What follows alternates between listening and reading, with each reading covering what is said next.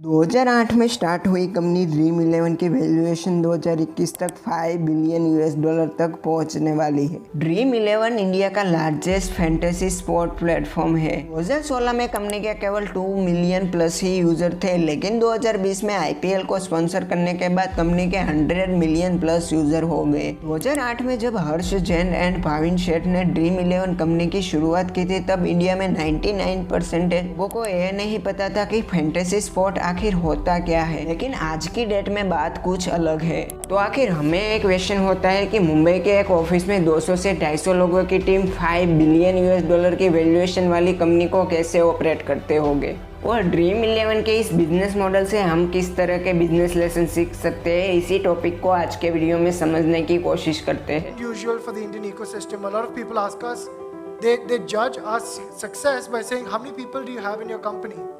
And if you say 200, they're like, oh, you're a small company. 10,000, oh, you're a great company, right? But we don't want to do that. We want to make sure that we hire great people, pay them top of market, and actually make sure that we can hit $1 million of revenue, net revenue per employee. Fantasy sport को हम cricket के एक example से समझने की कोशिश करते हैं। मान लो कि एक IPL की मैच है। मैच स्टार्ट होने से ठीक 15-20 मिनट पहले जब दोनों टीम की लाइनअप अनाउंस हो, तब हमें 22 प्लेयर में से wicket keeper, batsman, all-rounder, bowler में से 11 प्लेयर को सिलेक्ट करना है। फैंटेसी क्रिकेट के मैच में single run, 4, 6 wicket, captain, vice captain सभी के ही कुछ फिक्स पॉइंट होते हैं। अगर आपने जो टीम सिलेक्ट की है वो पॉइंट के हिसाब से अच्छा परफॉर्मेंस करती है, तो आपको कॉन्टेस्ट के हिसाब से एक प्राइज मनी मिलेगा, और आप इस प्राइज मनी को विदिन 5 मिनट अपने बैंक अकाउंट में रिडीम कर सकते हो। फैंटेसी स्पोर्ट में फुटबॉल, क्रिकेट, बास्केटबॉल, कबड्डी जैसे कई सारे स्पोर्ट्स शामिल हैं। इंडिया में 2 तरह के लोग हैं, जिसमें पहले तरह के लोगों को लगता है कि फैंटेसी स्पोर्ट एक बैटिंग और गैम्बलिंग है, और दूसरे तरह के लोगों को लगता है कि फैंटेसी स्पोर्ट एक गेम ऑफ स्किल है। 2017 में ड्रीम इलेवन कंपनी के खिलाफ सुप्रीम कोर्ट में एक केस फाइल हुआ था। जब सुप्रीम कोर्ट का इस केस के खिलाफ जजमेंट आया, तो उसमें एक कहा गया था कि फैंटेसी स्पोर्ट खेलने के लिए सुपीरियर नॉलेज, जजमेंट और अटेंशन की जरूरत पड़ती है, इसलिए कोई गैम्बलिंग नहीं है, एक गेम ऑफ स्किल है। वही आसाम, आंध्र प्रदेश, ओडिशा, तेलंगाना, नागालैंड एंड सिक्किम जैसे स्टेटों के लोग को ये समझ में नहीं आया कि ये गेम ऑफ स्किल कैसे है, क्योंकि इसे खेलने के लिए तो पैसे लगते हैं। इस राज्यों के अलावा इंडिया के बाकी राज्यों में फैंटेसी स्पोर्ट को एक लीगल तरीके से ही खेला जाता है। आखिर गवर्नमेंट भी क्यों परमिशन नहीं देगी, क्योंकि अगर कोई पर्सन इस गेम में 1 लाख रुपए जीतता है, तो उसे 13% के हिसाब से 30,000 रुपए तो गवर्नमेंट को ही पे करने पड़ेंगे। गवर्नमेंट को तो बैठे बैठे ही पैसे कमाने का मौका मिल जाएगा। दूसरी तरफ ड्रीम इलेवन का एप्लीकेशन गूगल प्ले स्टोर पर भी अवेलेबल नहीं है, क्योंकि गूगल प्ले की टर्म एंड कंडीशन ऐसे कैश कॉन्टेस्ट के खिलाफ है। एक बार ऐसे ही रीजन की वजह से पेटीएम को भी गूगल प्ले स्टोर पर से हटा दिया गया था।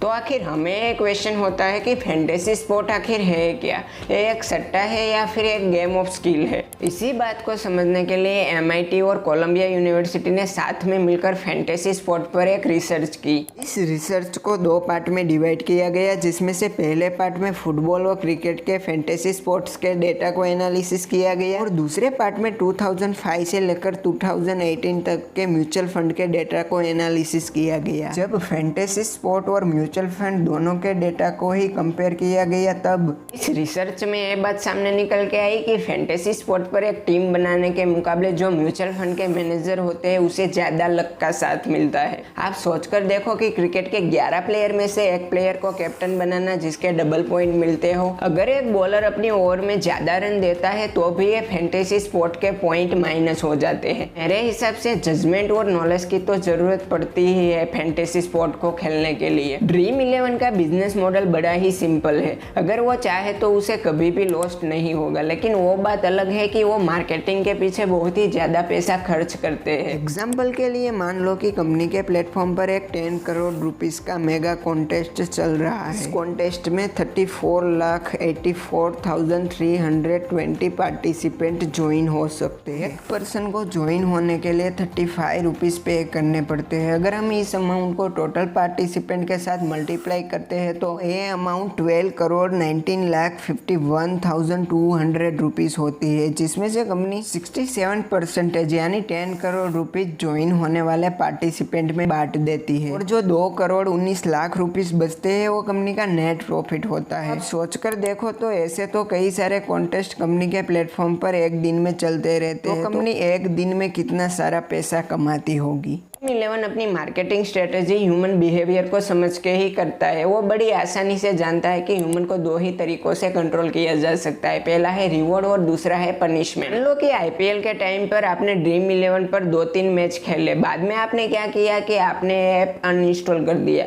तो ड्रीम11 कंपनी क्या करती है, आपको 50%, 30% के डिस्काउंट कूपन प्रोवाइड करती है, जिससे क्या होगा कि आप ये गेम फिर से खेलो। दूसरी स्ट्रेटेजी उसने क्या अपनाई कि वो अपने कस्टमर को एक गोल प्रोवाइड कर देता है। अगर उसका कस्टमर पहले दिन मैच खेलता है और वो लगातार 30 दिन तक मैच खेलता है तो उसे 100 रुपीज़ का कैश बोनस मिलेगा। ड्रीम11 और कुछ नहीं कर रहा है, वो हमारे ह्यूमन बिहेवियर को समझकर हमारे अंदर एक हैबिट डेवलप कर रहा है। कंपनी ने अपने ब्रांड एम्बेसडर भी इंडियन क्रिकेट के बड़े बड़े खिलाड़ियों को बनाए हैं, जैसे कि महेंद्र सिंह धोनी, रोहित शर्मा, हार्दिक पांड्या, ऋषभ पंत और ऐसे कई सारे खिलाड़ी। वहीं दूसरी तरफ ड्रीम11 की कॉम्पिटिटर कंपनी की ब्रांड एम्बेसडर सन्नी लियोनी है। तो आप सोच कर देखो कि ड्रीम11 कितनी मार्केटिंग स्ट्रेटेजी अपनाता है अपने बिजनेस को ग्रो करने के लिए। ड्रीम11 की रिकॉल वैल्यू कस्टमर के माइंड में इतनी ज़्यादा बढ़ गई है कि फैंटेसी स्पोर्ट इंडस्ट्री के बारे में जितना गूगल पर सर्च करते हैं उससे 30% ज़्यादा ड्रीम11 के बारे में सर्च करते हैं।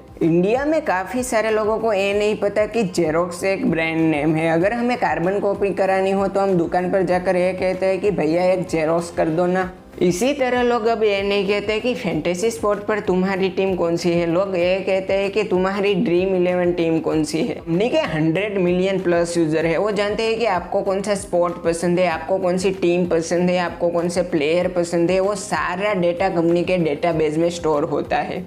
मान लो कि आपकी ड्रीम11 टीम में आप विराट कोहली को कैप्टन बनाते हो और 500 रुपये डाल के 5,000 रुपये जीतते हो। 5,000 रुपये जीते हैं तो ड्रीम स्पोर्ट ये सारा डेटा यूज करके फैन कोड कंपनी के थ्रू विराट कोहली की साइन वाली इंडियन क्रिकेट टीम की जर्सी आपको 2,000 रुपये में आसानी से सेल कर सकती है। ड्रीम11 की पेरेंट कंपनी ड्रीम स्पोर्ट है, जिसके अंदर ड्रीम11, FanCode, DreamX, DreamSetGo, DreamPay जैसी कंपनियां आती है। जैसे रिलायंस के लिए ऑयल है उसी तरह ड्रीम स्पोर्ट के लिए फैंटेसी स्पोर्ट का बिजनेस एक शुरुआती है। उनका विजन बड़ा ही क्लियर है कि उसे इंडिया की नंबर 1 स्पोर्ट्स कंपनी बनना है। ड्रीम11 सक्सेस के लिए अपने कल्चर को बहुत ही ज़्यादा फॉलो करती है। उसने अपने कल्चर को 5 स्टेप में डिवाइड कर दिया है, जिसमें data, ownership, user first, high performance and transparency शामिल है। कंपनी के पास 100 मिलियन प्लस यूजर का डेटा है। वो इस डेटा को एनालिसिस करके सिलिकॉन वैली के ग्रोथ फ्रेमवर्क आइस एंड हिल का बहुत अच्छी तरह से यूज करते हैं। ICE यानी impact, confidence and ease. Company के एम्प्लॉय के पास अगर डेटा है तो वो नई नई चीज़ें ट्राई करते हैं। अगर इन चीज़ों में वो फेल होते हैं तो इस फेलियर से भी वो डेटा कलेक्ट करके फिर से ट्राई करते हैं। अगर इस बार सक्सेस मिलती है तो वो इस सक्सेस को डबल और ट्रिपल करते हैं। अगर बाद में फेलियर मिलता है तो वो इस फेलियर से मूव ऑन कर जाते हैं और भी कई सारी नई चीज़ें ट्राई करते हैं। दूसरा है ओनरशिप। ड्रीम11 कंपनी में 11 लोगों की टीम है। वो हर क्वार्टर में वोटिंग करके खुद ही ये डिसाइड करती है कि उसे इस क्वार्टर में क्या करना है। कंपनी का मैनेजमेंट इस प्रोसेस में बिल्कुल ही इंटरफियर नहीं करता। तीसरा है यूजर फर्स्ट। जैसे एक स्पोर्ट टीम अपने फैंस के बिना कुछ भी नहीं है, उसी तरह ड्रीम11 एक स्पोर्ट्स कंपनी है। वो अपने यूजर के बिना कुछ ही नहीं है। कंपनी अपने बिजनेस के लिए बेस्ट पीपल को हायर करती है। अभी कंपनी में 200 से 250 लोगों की टीम है। ये अपने एम्प्लॉय को मार्केट से भी ज़्यादा सैलरी प्रोवाइड करती है और वो अपने एम्प्लॉय से एक गोल अचीव करती है कि पर एम्प्लॉय वो $1 मिलियन का रेवेन्यू जनरेट करे। लास्ट एंड 5th पॉइंट है ट्रांसपेरेंसी। देखो, कंपनी के प्लेटफॉर्म पर हर रोज करोड़ों रुपीस के कॉन्टेस्ट चलते रहते हैं। आज भी कई सारे लोगों को ऐसा लगता है कि जो कॉन्टेस्ट में विनर होता है वो ड्रीम11 का ही पर्सन होता है, लेकिन मेरे हिसाब से ऐसा नहीं होता, क्योंकि कंपनी को आसानी से 1-2 करोड़ रुपीस तो एक कॉन्टेस्ट से मिल ही जाते हैं। झारखंड के सुमित कुमार नाम के व्यक्ति है जिसने BE की डिग्री कंप्लीट की हुई है। उसने ड्रीम 11 के प्लेटफॉर्म पर से 1 मिलियन रुपीज जीते हैं।